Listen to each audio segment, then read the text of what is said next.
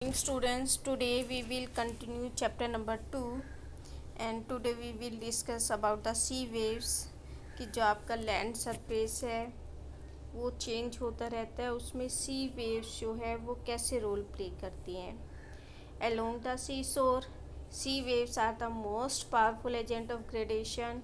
सी shore पर समुद्र के किनारे ओशन में सी वेव्स जो है वो वेदरिंग में ग्रेडेशन में पावरफुल रोल प्ले करती है। सी वेव्स बेटा आपने टीवी में भी देखा है, एक कुछ बच्चों ने एक्चुअल में भी देखा होगा कि सी वेव्स जो है वो आगे स्ट्राइक करती है देन फिर बैक जाती है, पीछे जाती है।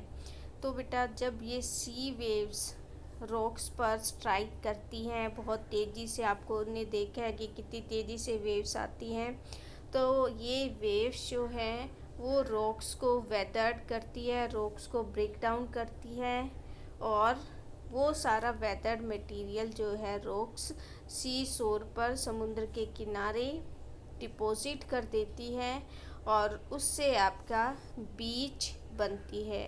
एंड रॉक्स जो कि वेदर्ड होती है ड्यू टू द वेव्स की वजह से, ये देखो वेव स्ट्राइक करती है रॉक्स पर, फिर बैक जाती है, वेदर्ड मटेरियल को अपने साथ लेकर जाती है। तो इस तरह से जो रॉक्स का फीचर बनता है ये है दैट इज़ कॉल्ड क्लिफ। ठीक है बेटा।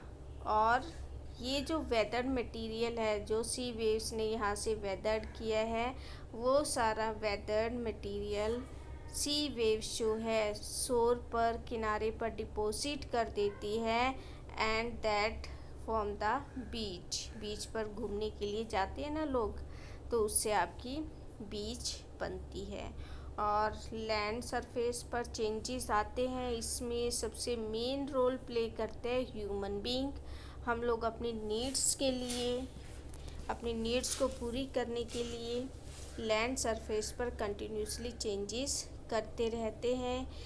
रीज़न क्या है? एक तो कंटिन्यूसली पॉपुलेशन इंक्रीज़ हो रही है और सेकेंडली इंडस्ट्रियलाइजेशन की वजह से हमें लैंड की रिक्वायरमेंट इंक्रीज़ हो गई है, पॉपुलेशन इंक्रीज़ है, उसकी वजह से लोगों के रहने के लिए, एग्रीकल्चर वर्क के लिए, हर वर्क के लिए लैंड की रिक्वायरमेंट बढ़ जाती है।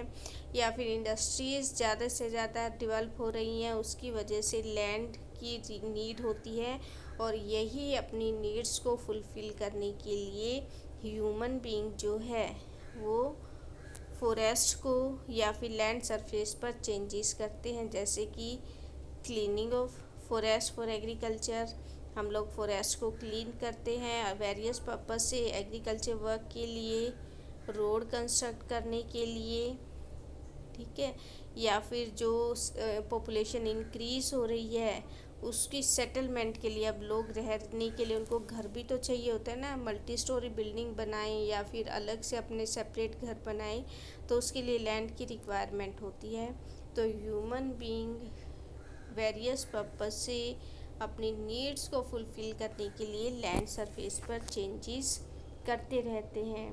Human being take care of all the resources for maintaining ecological balance, लेकिन जैसे जैसे हम लोग लैंड सरफेस पर चेंजेस करते हैं इकोलॉजिकल बैलेंस जो है वो डिस्टर्ब हो जाता है और उसकी वजह से हमें बहुत सारी प्रॉब्लम फेस करनी पड़ती है। तो हमें अपनी कंट्री का डेवलपमेंट तो करना है, इंडस्ट्रीज़ भी डेवलप करनी है, लेकिन जो आपका इकोलॉजिकल बैलेंस है उसको मेंटेन रखना है। ये चीज़ को हमें केयर करनी है, लुक आफ्टर करना है कि डेवलपमेंट भी होता रहे और साथ के साथ आपका इकोलॉजिकल बैलेंस भी मेंटेन रहे।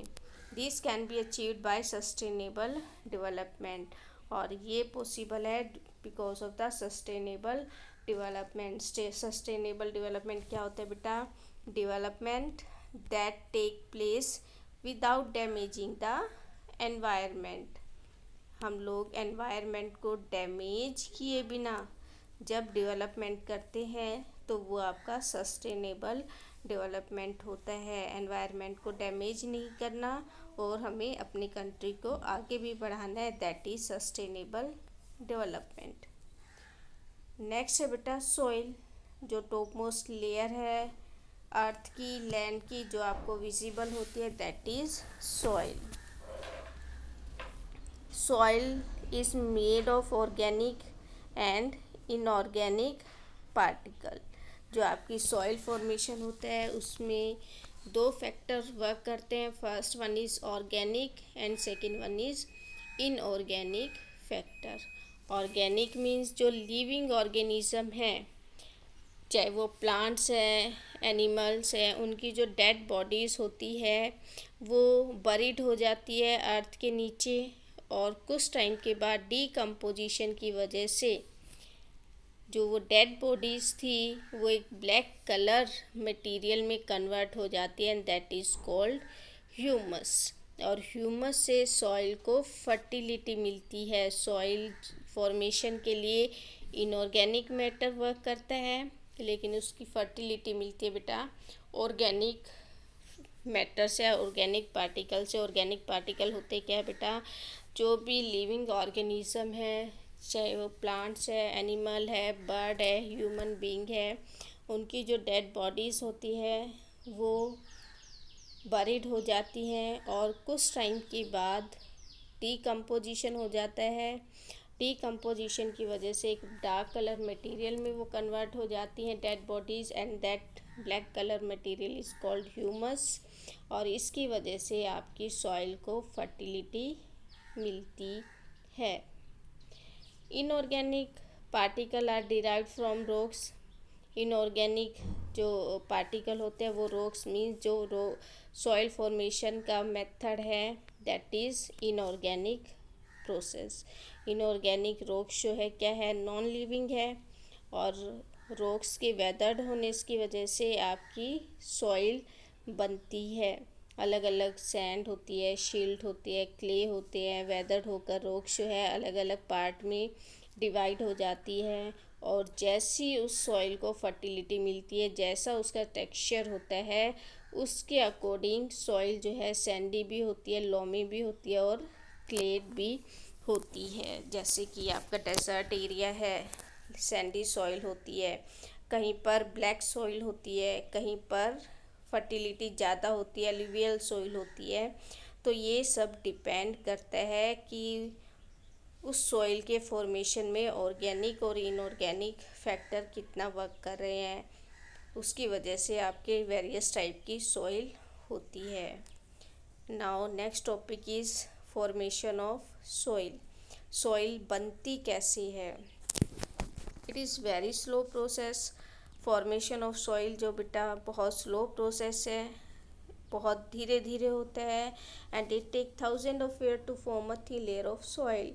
और जो आपको सॉइल विजिबल होती है अर्थ के ऊपर, एक थिन लेयर को बनने में भी 1000 ईयर लग जाते हैं.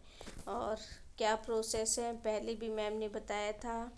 वेदर्ड मटेरियल, रॉक जो है वेदरिंग होती है, और वो वेदर्ड मटेरियल से आपका सॉइल बनती है. वेदरिंग प्रोसेस में क्या होता है, when the rock break down into small particle, small pieces, तो वो आपका वेदरिंग प्रोसेस होता है, और उससे ही आपकी सॉइल बनती है.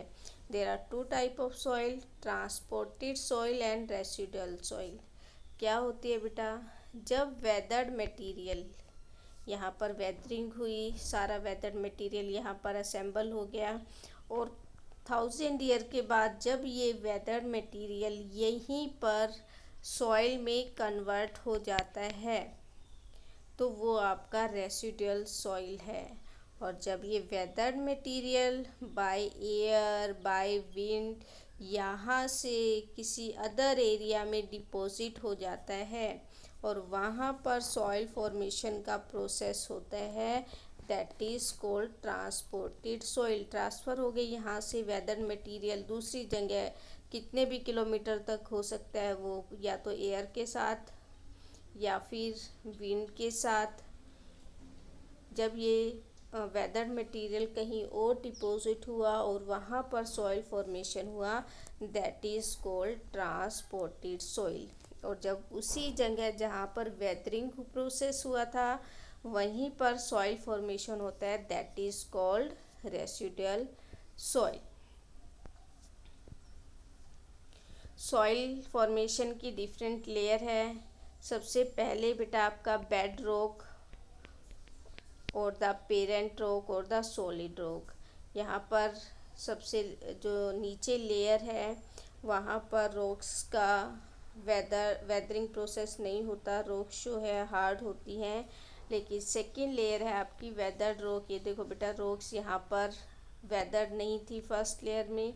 सेकेंड लेयर में रॉक्स जो है वेदरिंग प्रोसेस हुआ और रॉक्स जो है छोटे छोटे पीसीज में टूट गई है, ब्रेक डाउन हो गई है। थर्ड लेयर सब सॉइल और ज़्यादा वेदर्ड मटेरियल जो है वो और ज़्यादा छोटे हो जाते हैं, शील्ड और सेडिमेंट्स में कन्वर्ट हो जाते हैं। और टॉप लेयर जो आपको विजिबल होती है वो आपकी टॉप मोस्ट लेयर है, जिसमें कि फर्टिलिटी ज़्यादा होती है आपकी। और एग्रीकल्चर वर्क है, प्लांट्स, नेचुरल वेजिटेशन सब आपकी टॉप सॉइल पर ही ग्रो करती है, जो कि आपको विजिबल होती है।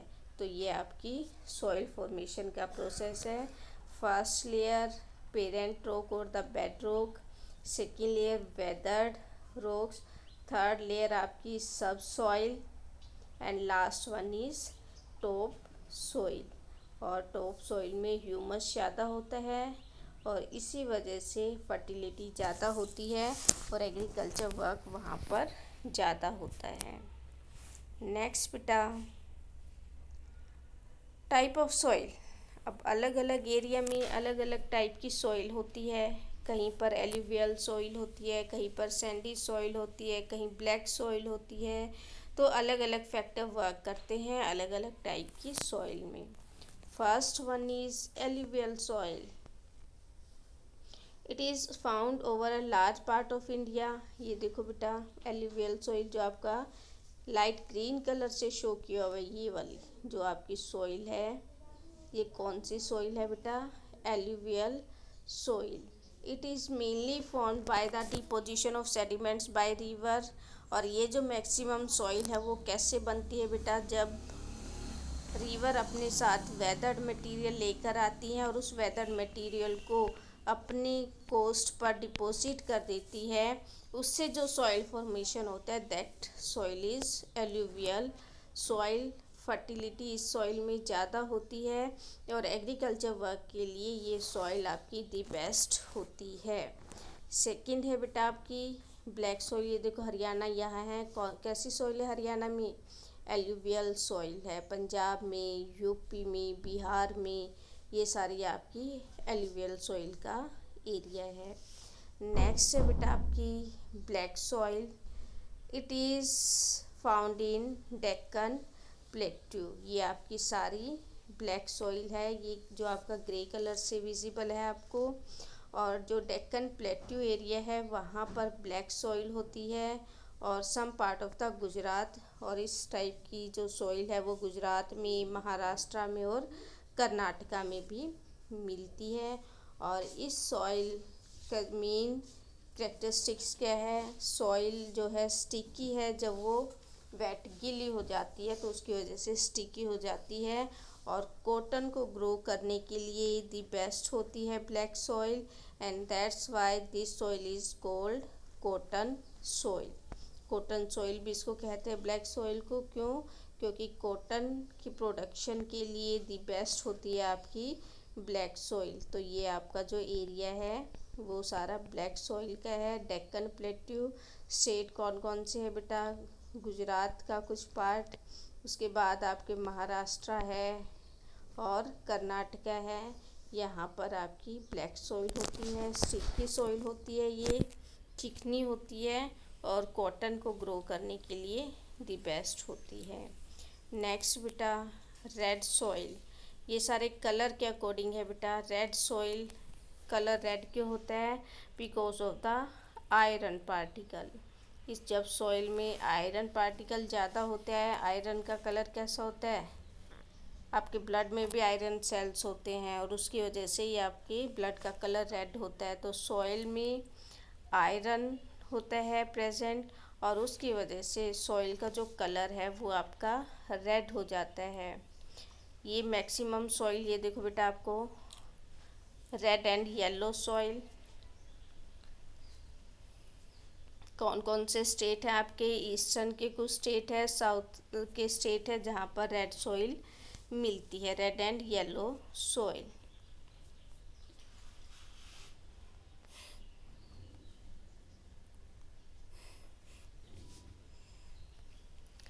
नेक्स्ट बेटा laterite soil. It is found over the hill slope of peninsular plateau. जो आपका प्लेट्यूज है, पेनिनसुलर प्लेट्यू, ये साउथ में आपका पेनिनसुलर प्लेट्यू है। What do you mean by peninsula? The land part which is covered by water from 3 side. India का जो south part है वो 3 साइड से वाटर से कवर्ड है। ईस्ट में, वेस्ट में, साउथ में वाटर है। तो ये आपका कौन सा पार्ट है? पेनिनसुला। तो जो आपका पेनिनसुलर प्लेट्यू है वहाँ पर लेटेराइट सॉइल मिलती है। The laterite soil is found in the region of heavy rainfall. It is formed by the leaching process.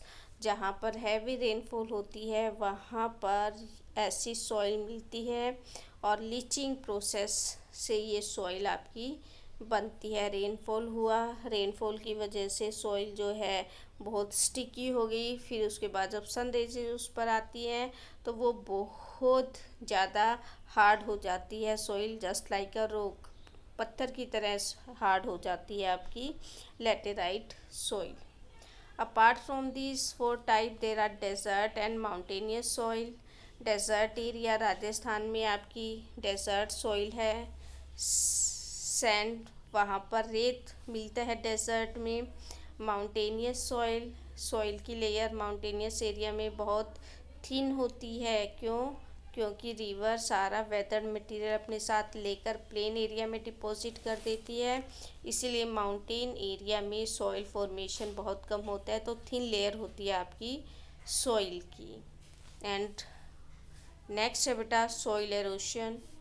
Soil एरोडेड हो जाती है by the wind, by the running water, and that removal of the top layer of the soil is called the soil erosion।